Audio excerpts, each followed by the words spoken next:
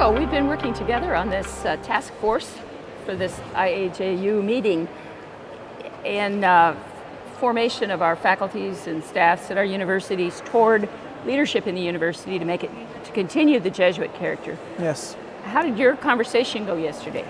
It's been interesting to speak about the transit.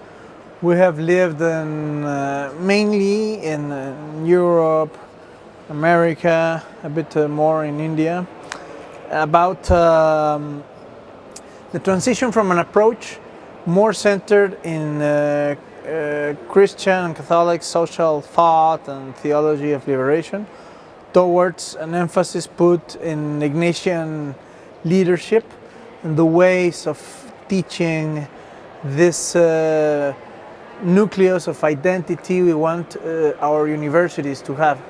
How about your group? Well, our group was really talking basically about, do we form faculty, the academic faculty, yes, in Ignatian values? How do we go about doing that? And what I was struck by is the multiple cultures that we are coming from across yes, the world have different problems, yes, as well as different understandings.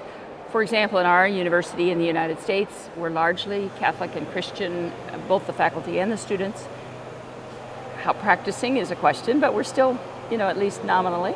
yes, And so you have at least a language to begin with in some ways, mm-hmm, whereas some of the Indians, we're talking about the fact that they have almost no faculty that are Christian, and they have little knowledge or language around Christianity, much less Ignatian values. yes. So how do we internationalize those or interreligious, engage those interreligiously? But the importance of deepening in our faculty a consciousness of Ignatian spirituality, of especially skills for discernment, is obvious.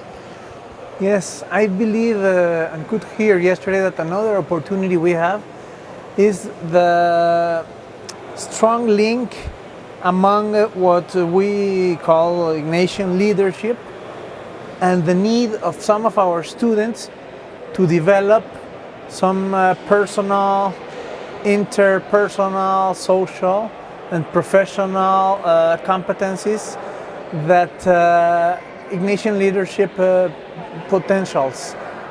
For example, you were mentioning discernment, self-knowledge, communication, abilities, what in Latin America we are calling social management for projects, for teaching, for university managers, and I believe it's an important opportunity to strengthen the identity both of faculty, managers, and students.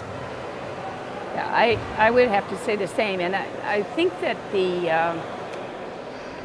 even in the U.S. culture, we are confronted by something that Prakash was talking about this morning, mm-hmm, and that is a sort of secularization that doesn't allow for a consciousness that there is a profoundly faith-based appreciation, a grasp. mm-hmm, We might dare to say a grasp by God of us, yes, that was so fundamental to St. Ignatius, mm-hmm, and to the first fathers of the society, that if we don't get that somehow, we don't get these other principles in more than a kind of intellectual way. And so to really help people become open to that possibility.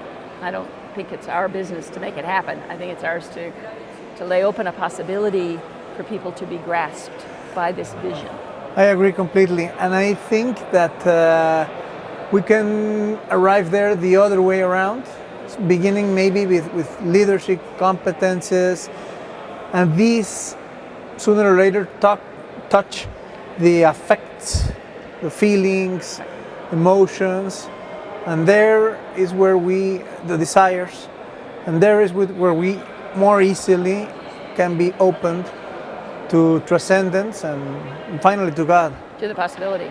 Yes. And one of our major goals is to bring about, for a number of the faculty, the possibility, the invitation to participate in the exercises. Well, because that will when be the that final encounter really happens, then it's transformative.